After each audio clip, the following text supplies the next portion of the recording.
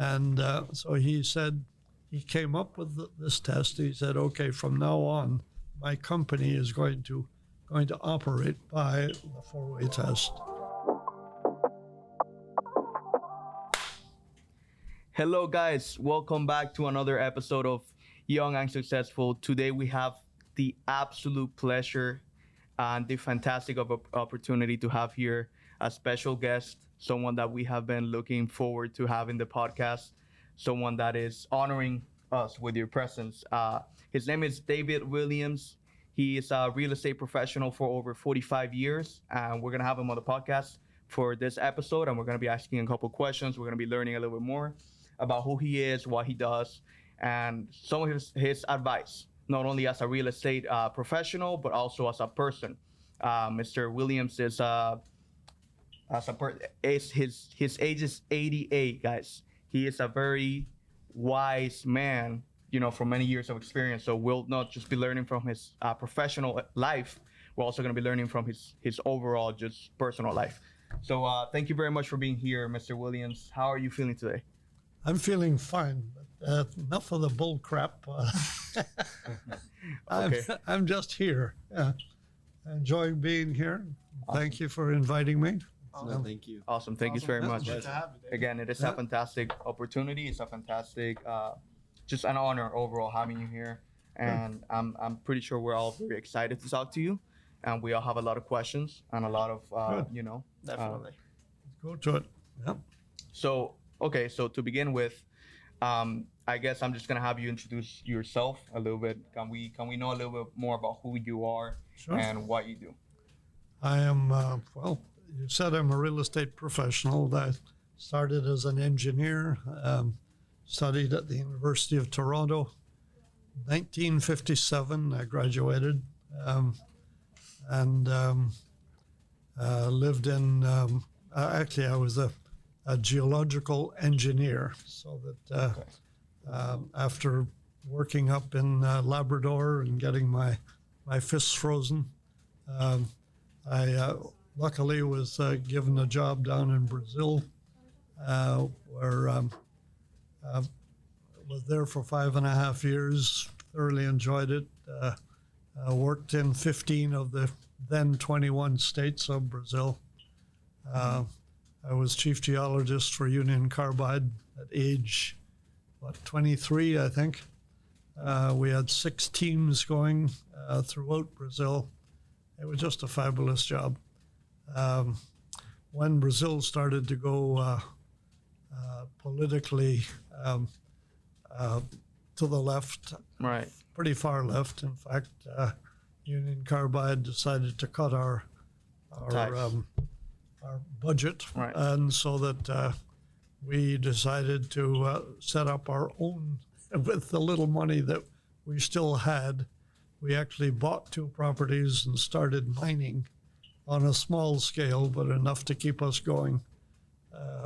So we had 2 little mines by the time I left.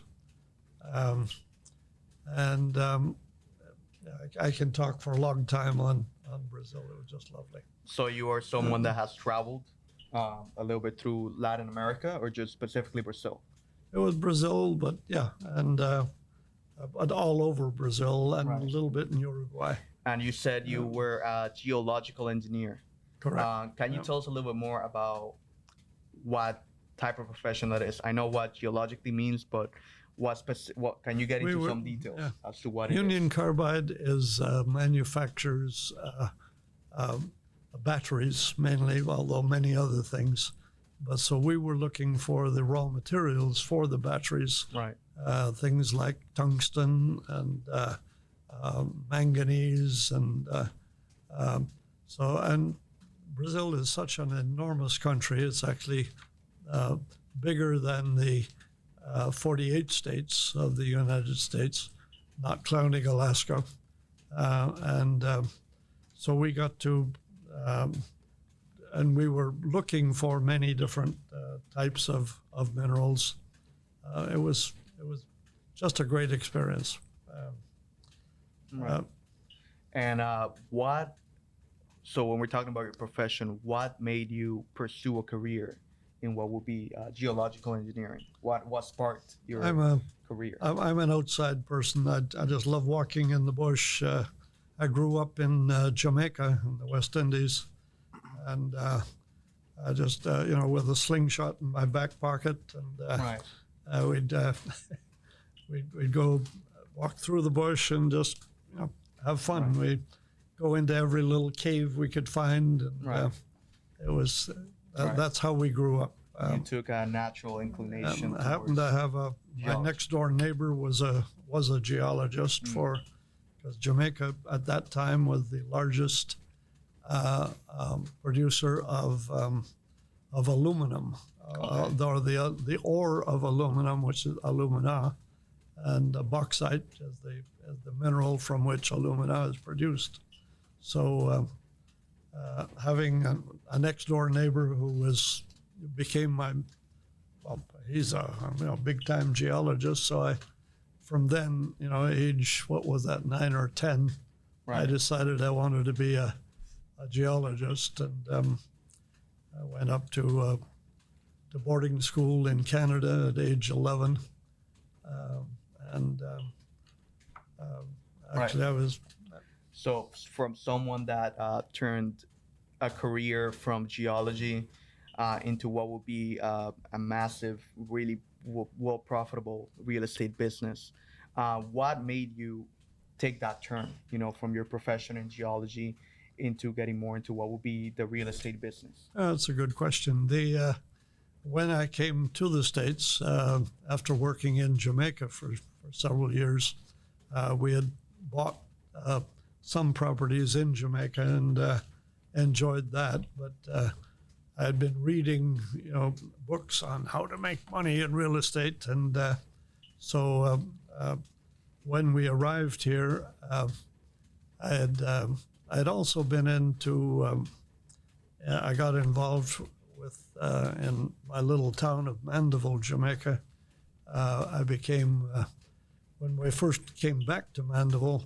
I found out that there was no chamber of commerce in that little town, 10,000 people, but no chamber of commerce.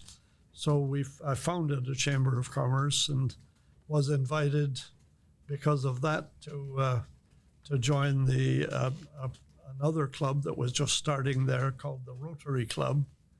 And so at age 30, I was in the Rotary Club, and within 5 years, I was president of that Rotary Club. I'd like to tell you more about what Rotary does, Yeah, of because course. that's really what it's all about. Of course, go ahead. Rotary is, their motto is service above self, which is a motto to live by. It's where we were not put on this earth just to enrich ourselves and to help ourselves. We were put here, I believe, to help each other. Right.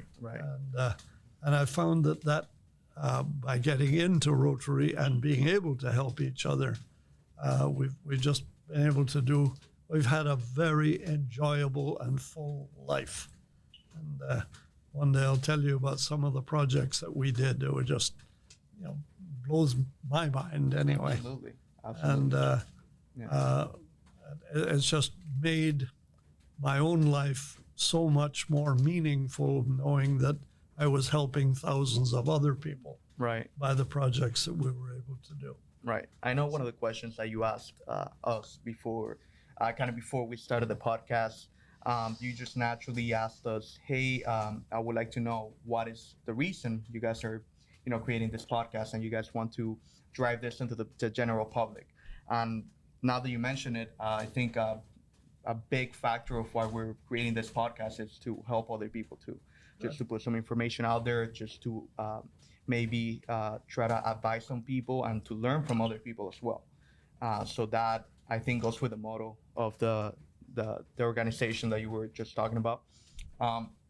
So besides that, how does that lead you into becoming one of the most profitable and one of the most just biggest names in the real estate I'll industry? put it this way: the real estate was something that I fell into because over the years I've started maybe 25 different organizations and companies.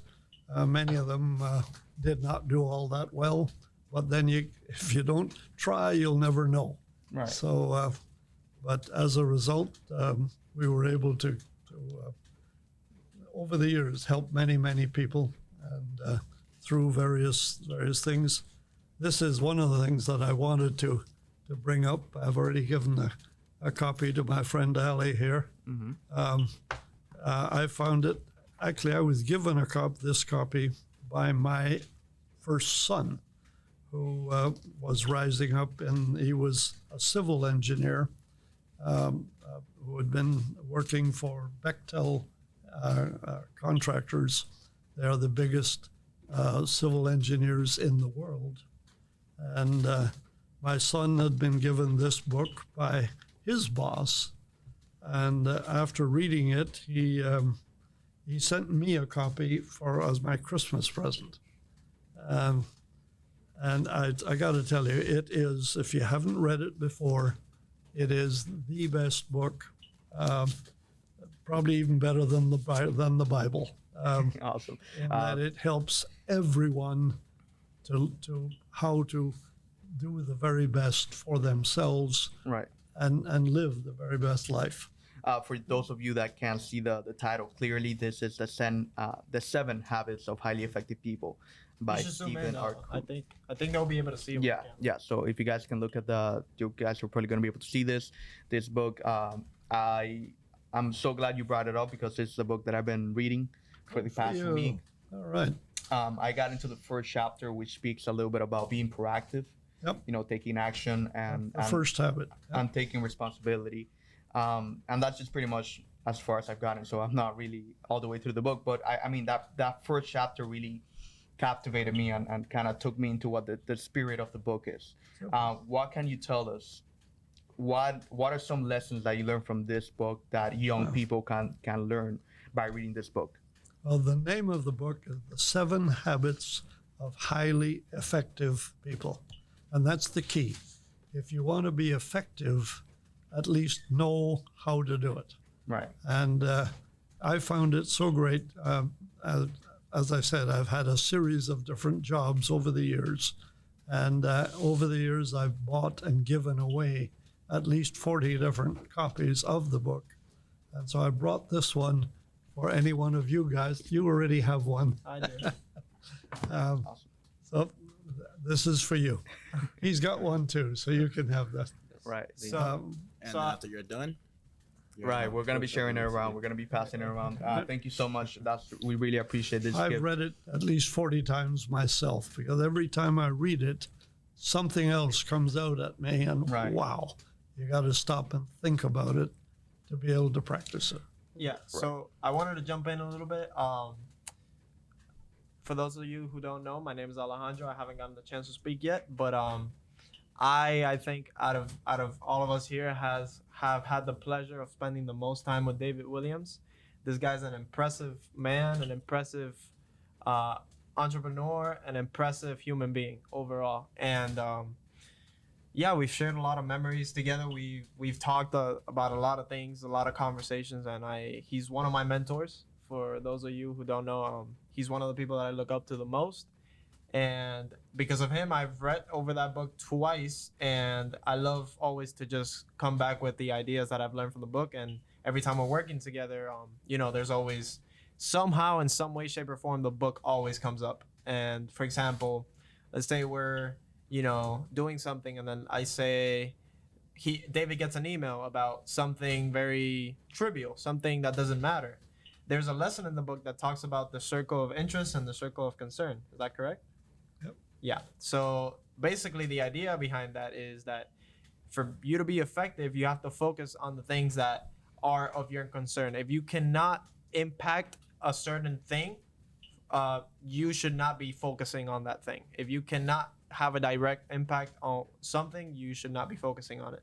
So he will get an email about, I don't know, vote on a political campaign that has nothing to do with David. David immediately just erases it. Does not look at the email, does not look at anything. he Right. just erases it. I'm like, David, why didn't you just take a look at the email? He's like, because that is in my circle of interest, not in my circle of concern. I need to be focusing on the things at hand and the task in front of me and the things that are important, not on the trivial stuff. So I don't Right. even tend to look at these things. Right. And that is an important lesson Right. I took from David Williams. Yeah, that is definitely an admirable trait to have. Let me ask you this, Mr. Williams. Out of the many books that you've read, because I'm guessing you've read a lot of books, what makes this piece of literature different from other books? Again, because it's what it really is, what it says it is. The 7 habits of highly effective people. Right. If you really want to live a life and be the most effective in that life as possible, then practice these habits, because it's so well written, so well done. It's an easy way to make yourself a whole lot better. Right. Besides these specific book, are there any other books that you recommend to the general public, to young people? Yeah, there's probably a bunch, but I can't think of them now. One thing, when you get to be 88 years old, your memory starts to go bad. Right. Anyway. I mean, like I said before, and the other problem when you're that old is that you can't read the fine print anymore. So I don't read anything unless it's on a big screen in front of me Right. with the print blown up. right. Ale knows, he works with me. Yeah. But Yeah. So like I said before, I mean, I'm pretty sure we would all like to make it to 88 and look and feel like you. So again, I'm sure you've had a very healthy life, and leading into that, are you someone that and this is like a question that I think Brian had for you or John, did you work out back when you were young? How was your lifestyle in terms of health and fitness? Because you look very well at your age. well, actually, my brother, who was 5 years older than me, I used to have buck teeth sticking way out. And so rather than be picked on, he taught me how to box. And once you learn how to take care of yourself and people know it, they're not going to pick on you anymore. Right. So, learn to take care of yourself, which gives you the self-confidence to do what you need to do then to live a good life. And, Right. so that was the first thing. I became a boxer. I was, my brother was intercollegiate champion in Canada, but I got to box for the university, but it wasn't all that great.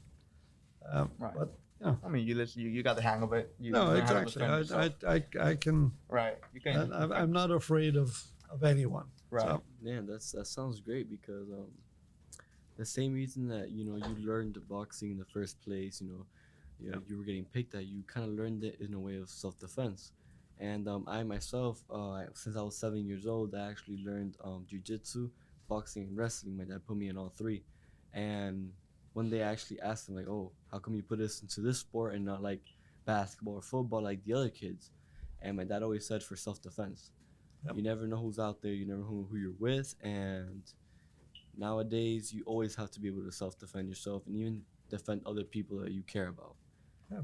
And that's one of the reasons why I look at the sport. It's a very honorable sport. I don't use it to hurt people. No, it's just self-defense. If time needs to come, it will come. And then, I already know how to defend myself or defend someone I love.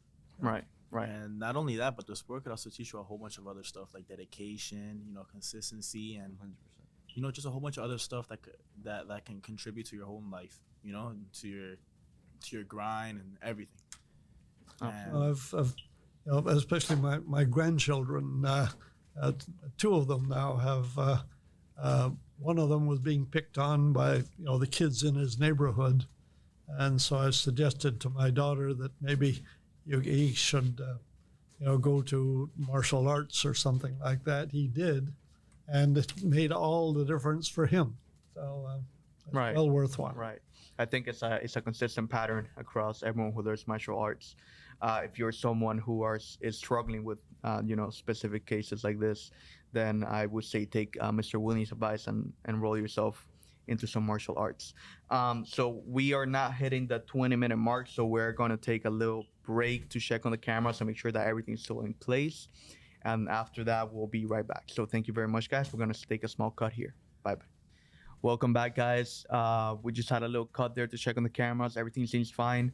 So coming back from that previous segment, Mr. Williams here, we kind of talked a little bit behind the scenes, and this is something I'm curious about. I'm not sure if Alan knows about it. You probably do. Brian, John, me, you guys don't know about. He's wearing it on his T-shirt, and it is the Rotary Club. Can you tell us a little bit more about what that means and what it is? Yeah, Rotary was started way back in 1905.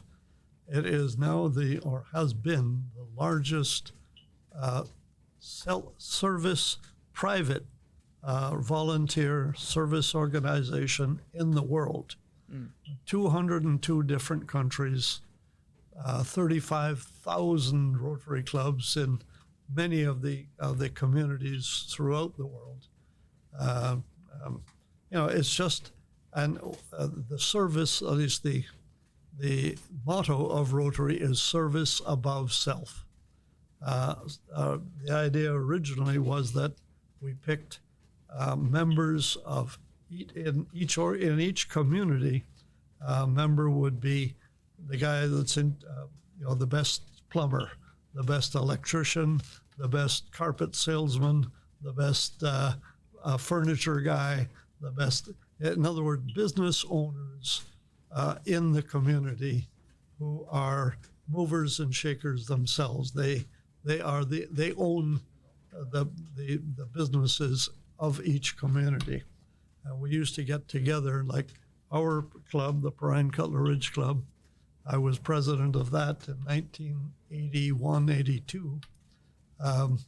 We had 48 members. Each member had a different vocation in the community, and we meet weekly, 4 times every month, and Right. Normally for lunch or for dinner. And so that we got to know each other really well. But in doing that, we would choose service projects where we could all work together on. And not only the people within our club, but also we used to work with other Rotary clubs throughout the world. Right. And with 35,000 clubs throughout the world, we got to be able to do some fabulous projects. I'm going to mention two of them. One of them was where a friend of mine, a Rotarian from Connecticut, had come down to visit. I'd met him at our church, and he saw my Rotary pin, and he had his on, so that we got together. He he used to go over, he had been a pastor in a church up in Connecticut. But when he retired, he started going over to the country of Ghana in West Africa. And he was going to a little village up in northern Ghana. There were about 3,000 people in this village. And he and his wife, were helping them with education and stuff like that. But one of the things that really he brought back to us was that a child in his part of Ghana had a 50-50 chance of making it to 10 years old. Why? Because the water was so polluted. They were picking up their water from streams which were full of things like bilharzia and so on, which you drink, some of those things there, and you're not going to make it. Right. So he brought us back and said, look, is there any way, well, first of all, he got a quotation as to how much it would cost to drill a deep well 800 feet deep down to get fresh water, pump it up so that this village could have fresh water. It was going to cost $22,000. He and I and a couple of other Rotarians raised that money by going to 5 other Rotary clubs, and we put it all together, and wow, we got the money. So now we can help these people, these 3,000 people in the village. Wow. Yeah. Unfortunately, we heard at that time that, well, the government in Ghana decided, well, look, before you do this for this one village, there are 17 other villages in that same area, the Upper Volta region, which also have the same problems. Oh, and they've also got problems with sanitation and with, I forget what the other one was, but mainly sanitation and water and storage. So, and of course, if you're going to put in something like that, you've got to have maintenance on it too. You got to know that it's going to continue to be good for many years. Correct. Total cost now $2.2 million for 18 villages. Yeah. So, no, I'm sorry, we can't raise 2.2 million.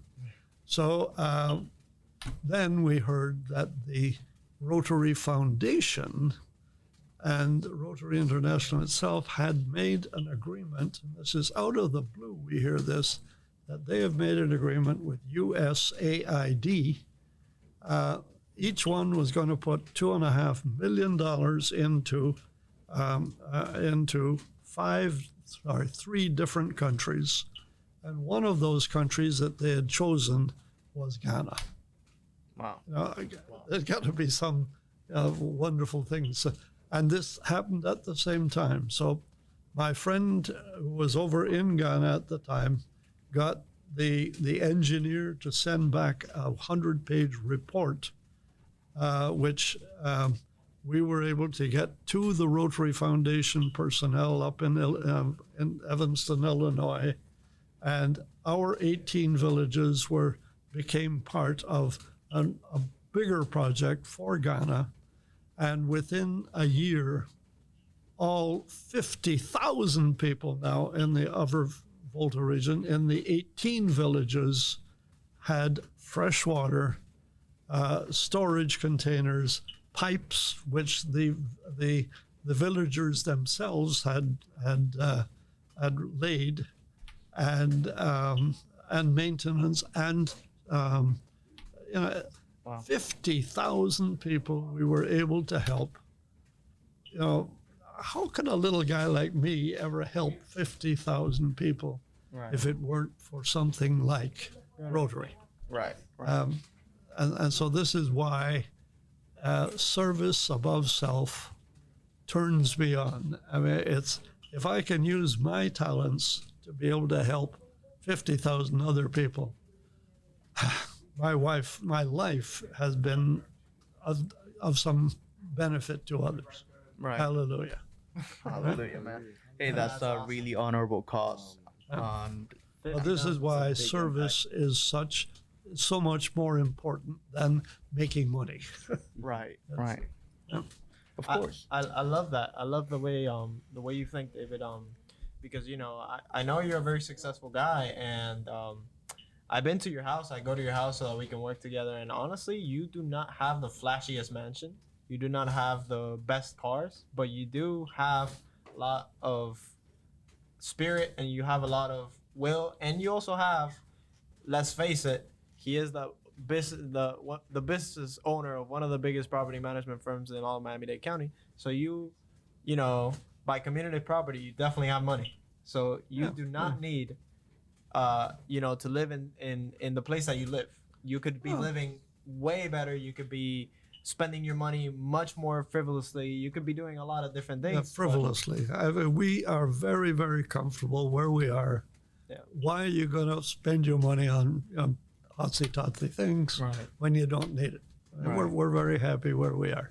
I love that, and that I think is the true essence of what a millionaire is, or a millionaire-minded person is. I think it is, most of the people that are really wealthy will you will find, contrary to popular belief, that they're very much minimalist people. They're people that need the bare minimum to live, and they're okay with living in the smallest house or in the smallest place, and they don't need much things. They don't even need the money, to be honest. They Right. just they have a purpose, and they're happy fulfilling that purpose in life, and that's it. That's all they need. Right. Well, that's very honorable, Mr. Williams. Thank you so much for the information, and thank you for the sharing that wonderful story. I think we're all inspired, definitely. And again, thank you so much for doing so much good for Ghana, for the people of Ghana. I'm pretty sure they're really thankful. So, a specific question about the Rotary Club. How is it that you get all of this highly influential business owners from all of those areas, and you get them together to unite under one cause? How is it that you gather all of these highly influential people under one cause? No, it's a good question. I can tell you that anyone who really wants to serve in our community, there are many, many different ways to serve, and the local Rotary Club will be happy to accept anyone that.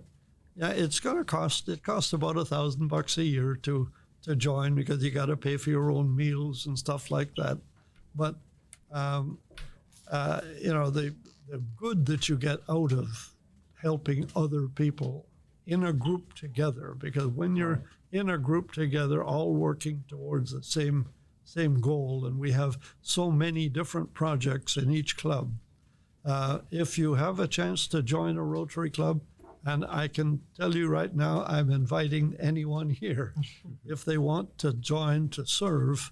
There's not only Rotary, there's Rotaract, which is in, I know FIU has a Rotaract Club. And there's another one down in Homestead. So that there are several. Now, those are from age 18 to 30, 35. And normally a Rotaractor becomes a Rotarian.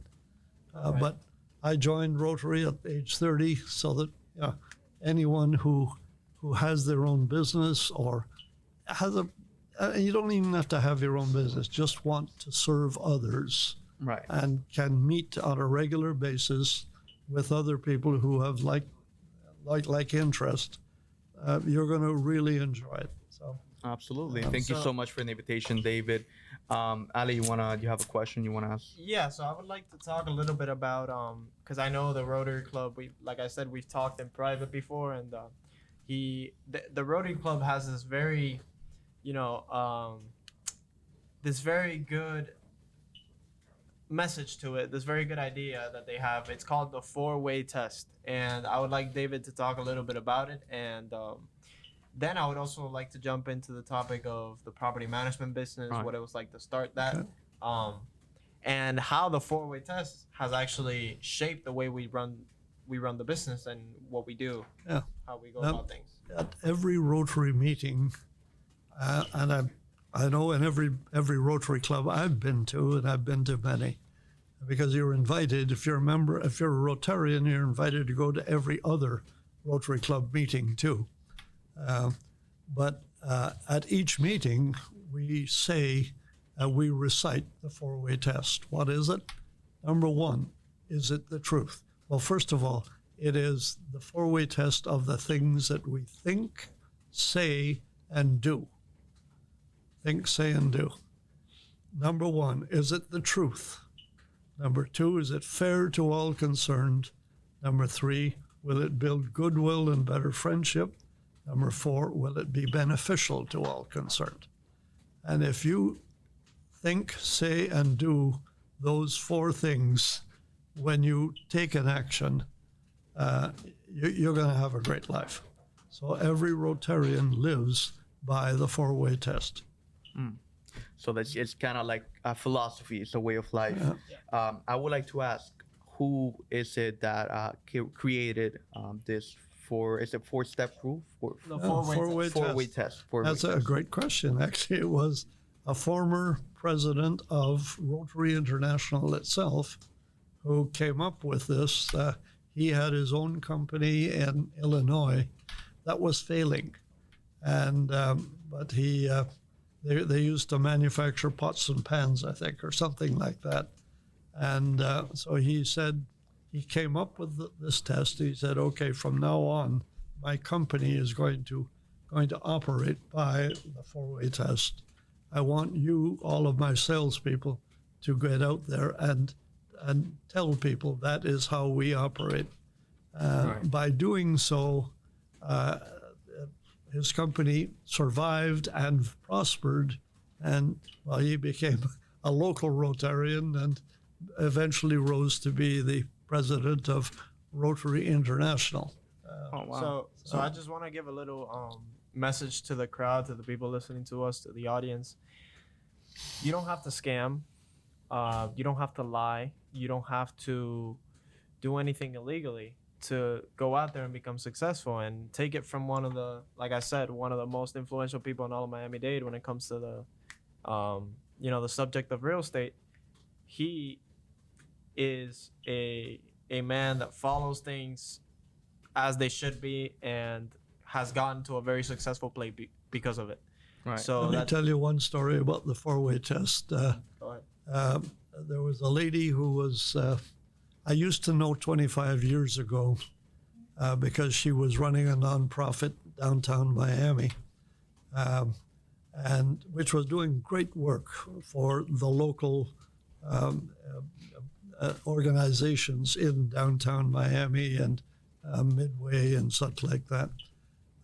But she was upstairs here in this library about 10 years ago now, and I ran into her, and it was my old friend Daniela Levine Cava. Well, what are you doing here? Well, she's running for the local commissioner's office.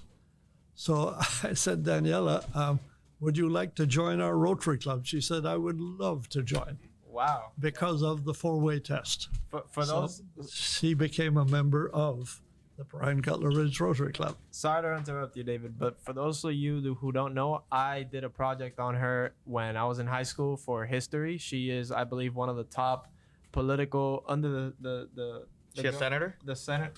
She's No. She is now Miami-Dade County's yeah. the mayor Top lady. of Miami-Dade County. The mayor of Miami-Dade Oh County. wow. Yeah. Okay. Wow. Danielle Levine Cava. Yeah, she's you can look her up. Oh, She's- that's right. We had a project. In in Mr. history of Yeah. Mr. Valdez. Yes, Yeah. that's right. That's right. I remember that. So you now. know her, David. Oh, know her well. Personally. Yep. That's awesome. That is Lovely lady. unbelievable. Wow. So the four-way test, it is something that can change your life, guys. Something that you should start implementing in business, in your personal life, in your relationships, anywhere you see yourself getting a benefit out of this philosophy, this way of thinking. David, can you one more time repeat what the four-way test is, just so that it is Okay, ingrained the in our- four-way test is the things we think, say, and do. Number one, is it the truth? Number two, is it fair to all concerned? Number three, will it build goodwill and better friendship? Number four, will it be beneficial to all concerned? There you go. And Awesome. no, actually, Ale knows, Ale works with our company a little bit, and the four-way test is in every one of the documents that Income Realty sends out. Yeah. This is what we really believe in. Awesome. So getting back into the topic of real estate, I would like to know, and I'm sure everyone here would like to know, what is it that got you started into real estate, and how was it your beginnings in real estate? How did that Business. look? How was it that you Right. got into the property management business? Well, really, I used to live in Jamaica. I became president of a Rotary Club in Jamaica way back. I joined Rotary in 1965 and became president of the club down there in 1971. And through Rotary, I got to meet and know, 40 or 50 good leaders of that local community, and in fact, in many other communities in Jamaica. So when Jamaica started going further and further down the socialist trail, A lot of people were thinking, well, they're really going to go off the deep end and become communist. Unfortunately, the president or the prime minister who we all had elected because our government had been getting corrupter and corrupter. So we voted this other guy in, Michael Manley. Michael was great for 2 years, and then he got his finance minister to make the mistake of saying that from then on, every Jamaican must register every asset owned outside of Jamaica with the Jamaican government. You got to register your assets outside of Jamaica with the Jamaican government. How many people did it? I think 5 people did. Everyone else from then on found every way possible to get their money out of Jamaica, and it collapsed the economy. It was the most stupid thing that anyone could ever have done. But now here I was, because the economy had been getting worse and worse in Jamaica, I came up here to the States. And but because I had been in Rotary in Jamaica, I had many friends who trusted me, and they were sending me money to invest for them. What am I going to do with all this money? So I started. I'd always been interested in real estate. It sounds like a good thing to do. So anyway, we ended up buying multifamily properties. And over the years, I guess we bought about 250 units for various of my friends. And that got me into, well, if we got all these properties, you got to know how to manage them intelligently. Right. So it got me into the property management business, and I learned how to do it. We've luckily, I met a Jamaican lady who had been a programmer in Jamaica. She came up here. I said, don't go anywhere else until you got to come to me first.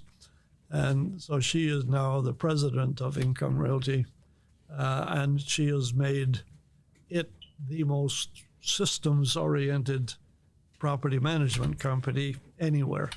We're now rated in the top 5% nationwide for property management. Wow. Well, that's by at least one rating, people. Wow. Those are significant figures. Yeah. That is really impressive. David, how long did it take you to accumulate this great portfolio of 250 units?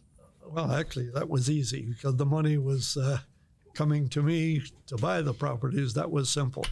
But real estate is very much an up and down thing, and you gotta know what you're doing, and so that although we were up there at one point, I guess we had about 250 units.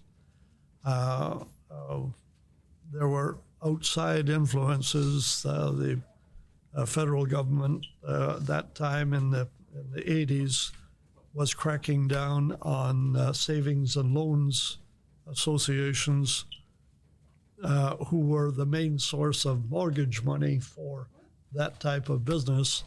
And each association, credit savings and loan that the feds would take over, they would take the properties that the savings and loan had financed, put them on the market, and it was just a collapse of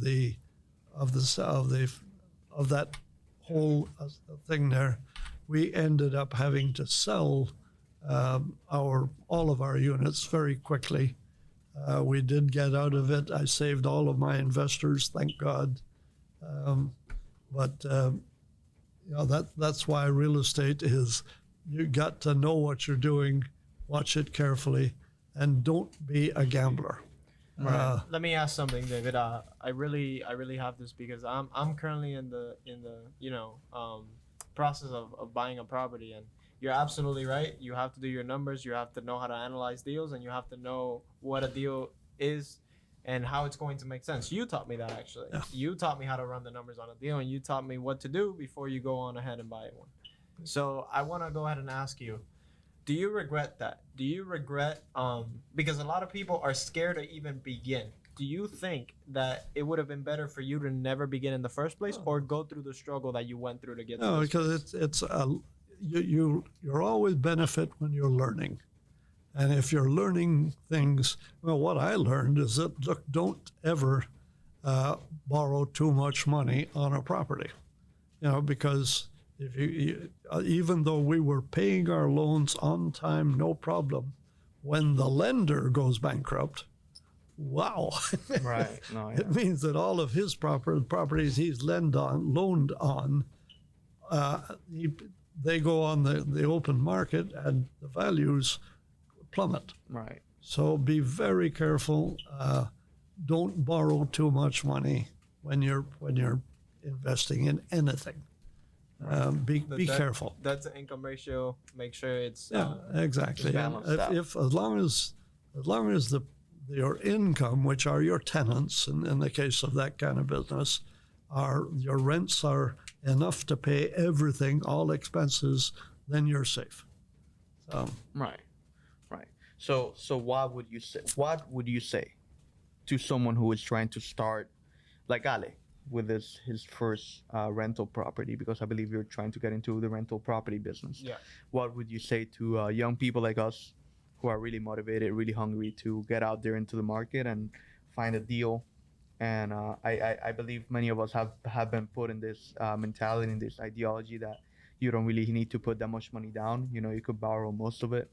I believe we've even read some books that you don't even have to invest any money at all, through different loans, that you could completely outsource that into investors or lenders, and you don't have to put any money out of your own pocket. What would you say to that method of real estate? be very careful. Be very careful. Be very careful. Always make certain that your income source, are your tenants.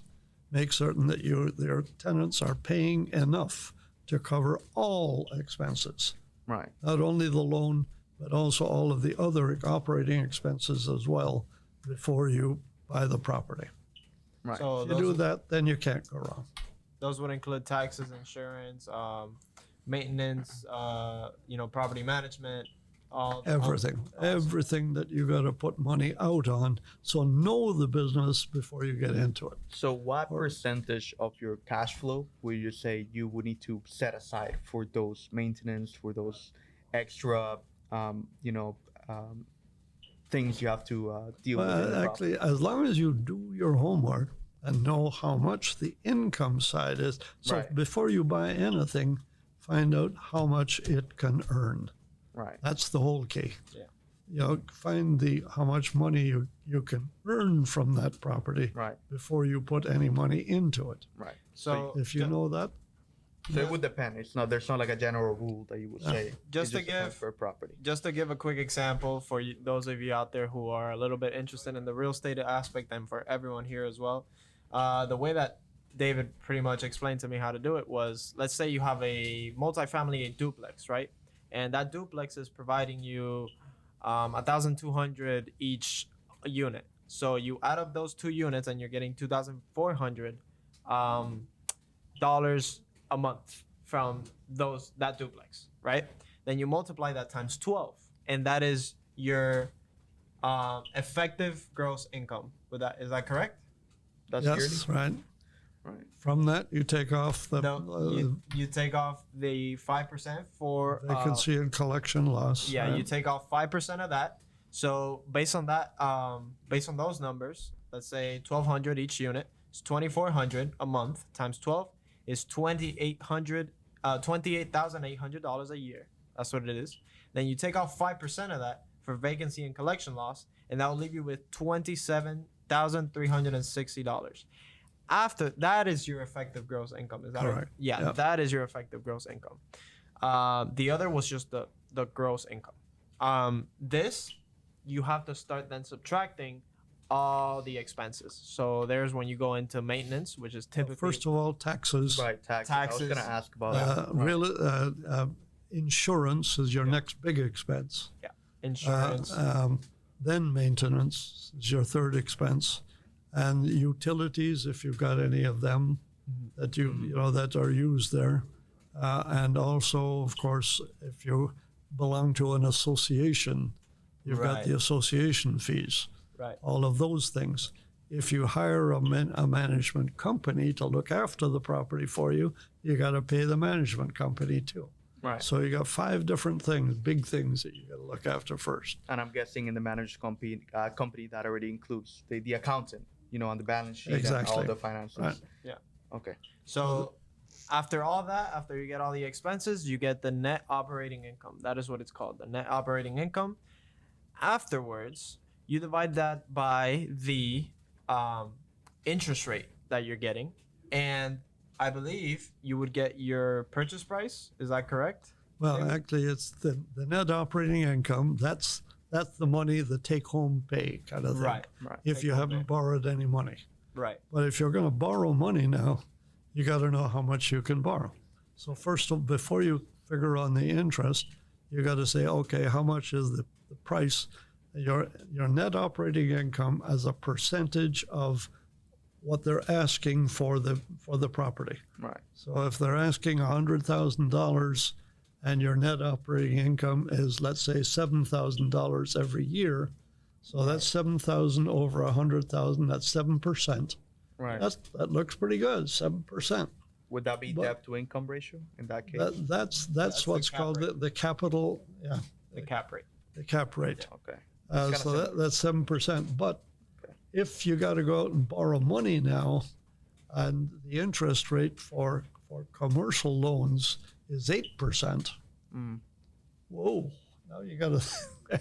You're only making 7%. You got to borrow, so you can't borrow 100% of the money. Right. Right. If you borrow maybe 50% of the money, then at 8%, okay, you can still get away with it. Yeah. All So right. to not confuse it, because David he can't help it. He just knows so much about real estate that to him it sounds like ABC. He's out here doing but to us- calculus. But to us it sounds like calculus, right? Yeah. So to not complicate it very much, let's say you're looking to buy a deal, right? And the deal is $215,000, right? So the interest rate that you would be getting for a loan on those $215,000 would be 7.5%, right? So if you divide your net operating income divided by that specific interest rate, let's say we're using the same numbers we were using before. So the net operating income, the effective gross income was $28,000. The net operating income came down to $15,000. You divide that by the interest rate, which is 7.5%, let's say. That means that instead of it being $250,000, the max amount that you would have to put or tell the seller that you would have to buy that property for would be $200,000. You couldn't go a penny over that because then Right. you would be losing money. It wouldn't be profitable. It wouldn't be a profitable deal. And Right. that's kind of like the basics of it. That is Right. kind of like how analyzing deals work. Of course, there's a lot more that goes into it, and Right. There's a lot of you know, variables and factors. I'm sure David he's taking phone calls and he'll be glad to teach you guys for a considerable fee. But yeah. No. When anyone wants to invest, they can call us, and we'll go through those figures for free. Absolutely. I was just joking. Income Realty will. No, we are not joking. We're gonna make this episode paid. If you guys want to listen to this episode, you gotta pay $20 down here before you. I'm playing. Completely free. But just considering that the theme of this episode is service above self, Right. we encourage you guys to ask questions, and we encourage you guys to let us know if you want to bring David back on the podcast. And I also want to talk a little bit about Income Realty. We want to promote that as well. Income Realty is one of the best property management companies in all of Miami-Dade. So if you are looking to have a property here in this area, just please go ahead and call David's phone number. You can look it up on the internet. It's super simple. It's a super simple Google search, incomerealty.net. and you'll find all the information that you need. And I'm pretty sure David's phone number is in there as well, so you can give him a call and talk to him as well. Awesome. Great. Yeah, we'll definitely leave some of the information down in the description when we Mhm. post this on YouTube. Yes. And for those of you listening to us maybe through another source, well, Ali just disclosed the website for Yeah. all of you interested. Okay, so we're approximating the hour mark. Do you guys feel like there's some questions that are unanswered? Do you guys feel like we should make it a little bit longer today, or I mean, do you guys have any questions? It's up to you, David. How you have more questions, or you have any questions for us, or You did say you had some questions for us. You want to ask some questions. If there are some questions that you want to ask us. No, well, I was going to ask what caused you to start the podcast? It sounds like a great idea. right? No, yeah. Primarily, like I mentioned before, it kind of connects with the motto of the Rotary Club, which is serving people and informing people. And we're not sitting here again from a position of knowledge. We're very young. We're obviously all learning. So I'm sure the audience can get some knowledge from us, and we can learn a little bit from the audience, and we can learn a little bit from the people that we have on the podcast. So having that said, thank you very much, David. Like it's genuinely an absolute pleasure having you here, and the information that you provided us with today it has been absolutely and utterly valuable for our lives, and I believe it's going to have a positive net impact on our lives. So thank you very much for that. I wanna go ahead and just add a little bit to what the answer to that question. The idea also kind of came about because in society, and I want to also send this message out to people out there. In society, you have to try to be less of a consumer and be more of a creator. You have to find ways to create things instead of consume. Right. We're in a very consumer inspired society, which is not good, because then again, once you're nearing your 90s or 95 or 100 years old, and you see that you haven't done anything with your life, then you're ultimately going to feel unfulfilled. So back to the topic of us starting the podcast, we saw that we all have pretty good conversations when we talk off camera, and we were like, hey, and you and I, David, as well, we have pretty good conversations when we talk off camera. So I just took that thought. We all took that thought, and we said, hey, why don't we turn this into something that can benefit others, and something that can put content and put our information out there so that people can benefit from it. So Right. Yeah. Right. we turned that into this now. You have any feedback that you would like to give us, David, onto how we can make this episodes better? How are you feeling? How do you feel? What's the overall tone of this podcast? No, I was very impressed by what you guys are doing. And, continue. Awesome. Make it strong. Good. That's awesome. Thank you very much, David. Once again, a pleasure having you here. I'm sure it is up to you. I'm sure all of us it will be more than pleasure to have you here again. So thank you much for providing us with your presence and with your knowledge. We will most and definitely go ahead and take good care of this Good. book. So thank you very much for that gift, We'll pass it Mr. around. Williams. Good. I'll Awesome. make sure I read it a couple times before I times. next see you. Awesome. Well, thank you very much, guys, for listening to us, and thank you very Yep. much for tuning into this episode. You already know we're gonna come out.